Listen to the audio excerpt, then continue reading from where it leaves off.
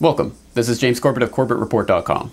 And this is James Evan Pilato of MediaMonarchy.com, and we both welcome you back to another important episode of The New World Next Week, which, of course, you can find all the information, sources cited, high quality, low quality, audio, video, and more at newworldnextweek.com. James will begin this week with the rhetorical question: is Israel trying to lead the U.S. to war with Iran? After months of quiet, the drumbeat out of Israel for a war with Iran has started again.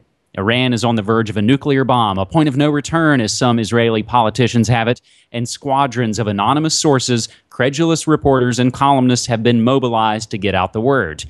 What happens next? Almost certainly a few months of quiet. And then Prime Minister Benjamin Netanyahu or a fellow hawk will strike up the band and we'll do this dance again. Israel's security establishment is far from united on Iran, with many warning that a preemptive war could do more harm than good to Israel's interests. Israel and Western powers have been periodically warning that the Islamic Republic of Iran was on the verge of building a nuclear bomb since the early 1980s. As far back as 1992, Mr. Netanyahu, then a member of the Israeli parliament, said that Iran was 5 years away from a bomb and that its nuclear programs must be, quote, uprooted by an international front headed by the U.S. That doesn't mean this latest round of the sky is falling Iran-Israel nuclear dance should be ignored. Rumors of war have a habit of becoming war when they carry on for long enough. Israeli anxiety about a nuclear Iran isn't feigned, and it would like to remain the region's sole nuclear-armed state. And while it's hotly debated whether Iran is actually seeking the bomb, merely the technical skills to build a bomb, or only a peaceful nuclear power program, increasingly technical confidence in Iran will always frighten Israelis. Someday it's possible that the band will play on. This is kind of an editorial piece, James, from the Christian Science Monitor, but will include the whole other slew of related reports, all from the last day or so. Why do Israeli media keep predicting war with Iran is from Time magazine. Business Week notes Israel would strike Iran to gain a few years, so says Israeli ambassador to the U.S., Michael Oren. Meanwhile, U.S. blogger Richard Silverstein says Israeli source leaked the attack plan that Bibi and Barak are pitching to their ministers, and according to the document, the campaign will open with a cyber attack that will paralyze the electrical grid. That's from Ynet News. Israel plans for Iran strike. Citizens fear the worst. Again, from Business Week, James. And so we see that Israelis, much like Americans, much like Iranians, are all essentially held hostage by insane misleaders. And we keep voting, James. Unfortunately so. I hope people do check into some of that the other coverage that you were talking about there, the related stories that, of course, we'll link up in the documentation for this video. But I hope people do check into it. For example, that Silverstein, Richard Silverstein article was particularly interesting about the leaked plans that talk about this starting off with a coordinated cyber attack, and then there's going to be a round of ballistic missile fire, and then a fighter jets to do the strategic strikes. It's interesting that this stuff is being leaked and it's being covered, but I tend to agree with the gist of that op-ed that you were reading from there. I think that this is more about a psyop war than it is about actually launching the war at this stage. It's kind of a war of attrition to wear people down to this idea that it's inevitable that Iran is going to be attacked at some point. And if they keep talking about it and keep talking about it and keep talking about it and keep bringing it out of the drawer every 6 months, bringing out and leaking it out to the press and getting all this coverage every few months, it becomes this almost inevitable in the minds of the public, so that when it finally actually does happen, people will just kind of accept, oh, well, this has been coming for a long time. So I really do think there's a psyop type of mentality to this, and whether or not this particular round of we're gonna bomb Iran rhetoric will actually result in anything, I think at the very least it goes towards that conditioning of the public. So I think it's something we have to be aware of, and unfortunately we just can't let our guard down, because it's at that time that they're going to strike. So once again, we don't know if this will come to anything or if this is just more rhetoric, but it certainly is part of a pattern that we've been watching with horror for at least the last 5 years, realistically the last 10. Yeah, this is certainly not the first time, James, you and I have reported on this on New World Next Week. And the other part to tie in, I think, is that a lot of this chatter concerns, are they going to do it before the upcoming U.S. presidential selections? So speaking of still voting for the same idiots. But our second story concerns leaks that we just referenced, but here are more different style leaks from the Daily Mail. U.S. government secretly spying on everyone using civilian security cameras. And some of the points of note here: cameras use facial recognition to log people's activities. Details released by WikiLeaks, which has now been hacked and down for days. And this has disturbing echoes of CIA officials in the hit film The Bourne Identity. So again, from Daily Mail. Anyone who takes a photograph at a high-risk location is logged as a suspected terrorist on a vast network of secret spy cameras linked to the U.S. government, according to leaked emails. People pointing cameras in New York are regarded as suspicious, and the facial recognition images of them from the civilian CCTV are fed into a data center run by U.S. firm Abraxas, which is unfortunately not the Santana album. The system then connects with hundreds of other cameras in a bid to pinpoint potential terrorist activity, it's claimed. Details of the system emerged from emails released by whistleblowing website WikiLeaks. The same issue has caused outrage among privacy campaigners amid fears that it could be abused.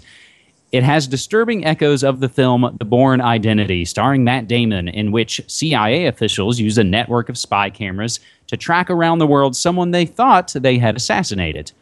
According to the email released by WikiLeaks, pictures of people's faces are encrypted and sent to a fortified data center at a secret location. The TrapWire system is linked to civilian CCTV cameras. TrapWire is used by the U.S. Department of Homeland Security in a bid to deter terrorist attacks or catch those responsible once an incident has happened.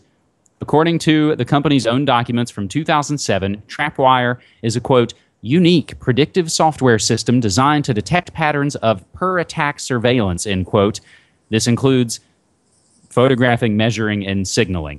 More than 500 cameras using the technology have been installed on the New York subway. There are estimated to be thousands more around U.S. cities and in London at potential terrorist targets such as Downing Street. James will add in a probably even better take on this story from Russia Today. Stratfor emails reveal secret, widespread TrapWire surveillance system. They include a ton of PDF links and other links to actually the accounts of some of the the spooks that work at Abraxas. And as long as we're mentioning, they mentioned the Bourne films, we do want to tie in that essentially all the popular movies in America this summer are all about mind control, whether that's Bourne Legacy or Total Recall. To tie the WikiLeaks Assange angle, U.S. government threatens to storm Ecuador embassy to extradite Assange. James? A lot of related things there, but let's cover the main one, TrapWire. This is a moving target right now, and it's developing by the minute. And I'd just like to remind people we're recording this Thursday morning here in Japan. That's Wednesday night in the U.S. So I'm sure by the time you're watching this, it's probably moved on from what we understand right now. But the latest that I have is that it turns out that the parent corporation that owns TrapWire, called Abraxas, their parent corporation, Cubic Corporation, is also owns an anonymizing email software that activists use to anonymize their emails. So there's some very interesting connections going on here, but there are still a lot of questions I have about this, how it functions, what it actually does, and there are some reports coming out from the respectable media like Slate, aka WAPO Light, that are trying to poo-poo on the story and saying, oh, it's not this type of surveillance system that people are saying it is. It's actually just people writing reports about suspicious activity and filing them in this database with the video clips or whatever. So it's not the scanning technology that people think it is, face scanning or whatever. I don't know the details of this, but by the time you watch this, I will have already interviewed the person who's covering this for RT, Andrew Blake. He's going to be on Corbett Report Radio tonight, which by the time you watch this will have been last night. So I hope you will go and download that interview from CorbettReport.com. It will be archived there by the time you're watching this, so we'll have a lot more answers on what this is and how it's developed. James, and I apologize for always the massive data dump of information, but I'll tie in one more bit. I find it really interesting that this story was essentially breaking on the, what was it, the 21st anniversary of the death of Danny Casolaro, the investigative reporter who was found dead in a Martinsburg, West Virginia hotel with all his notes gone, and he was tracking the Octopus, and that would be the Promise software related to the inslaw. So what's old is new again, James. I'll accept that update, but only if we link to my two-part podcast series on the Octopus. Deal. Our third and final story this week comes from the CBC. Only 2% of Canadians deny climate change, suggests a poll. Only 2% of Canadians who responded to a new opinion poll believe climate change is not occurring. The findings are in a survey conducted by Insightrix Research Incorporated for the IPAC CO2 Research, Inc., a Regina-based center that studies carbon capture and storage. The online poll of about 1,550 people was done between May 29th and June 11th of 2012. The results were to be released Wednesday, again, here in the States, Wednesday, August 15th, as I come to you. Our survey indicates that Canadians from coast to coast overwhelmingly believe climate change is real and is occurring, at least in part due to human activity, said Center CEO Carmen Daiboud. Respondents were asked where they stood on the issue of climate change. Almost one-third, 32%, said they believe climate change is happening because of human activity, while 54% said they believe it's because of human activity and partially due to natural climate variation. 9% believe climate change is occurring due to natural climate variation, and 2% said they don't believe climate change is occurring at all. The opinions about the cause of climate change and how to combat it are divided among the provinces and the region, and the rest of the article goes into all of those provinces and all of those regions and who responded in what way. James?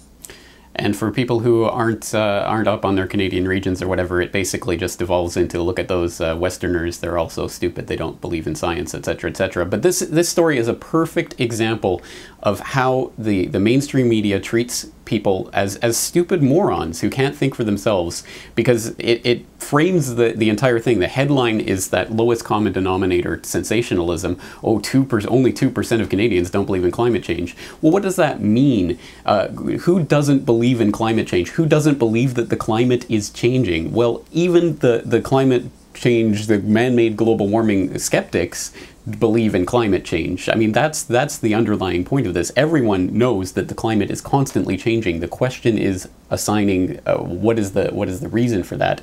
And when you break that down, yes, most of the people believe that it's a combination of natural variation and man-made factors, because that even the skeptics believe that. I mean, the only people who don't believe that are the people who believe there is no such thing as a greenhouse effect, which is a very, very, very, very small subsection of the skeptic community. The vast majority of people know that there is some relation between man-made factors and natural factors, and it's apportioning how much of each factor is working on each. But of course, you're never going to get that kind of detailed analysis in a story like this. It's just going to be 2% of Canadians don't believe in climate change, whatever that means. And it's a perfect example of so much of the coverage that's been coming out in space recently. I think probably because of the drought and heat wave in the US, it's a prime time to start re-shoving the global warming propaganda down people's throats. So we have Richard Muller, the supposed skeptic who is supposedly converted because of what he's found through his BEST team, the Berkeley Earth Surface Temperature team, despite the fact that one of the scientists he was working with has basically accused him of completely skewing the data and has refused to work with him since. And the temperatures that they were basing it on, the surface stations, have now been called into question by a new paper, etc., etc. But none of that will be reported. It will only be skeptic is converted by the science. Or you have the James Hansen coming out with a new editorial in the New York Times and a position paper that is supposed to be some sort of scientific paper talking about how droughts and things are now can be definitively tied to climate change. But if you look into that, he's wrong. We have too much to cover. I'll put it all in the related notes, but it's just time and time again, they treat you like you're stupid and you don't know what you're talking about. This is New World Next Week, episode 124. James, thanks so much, man. Thank you.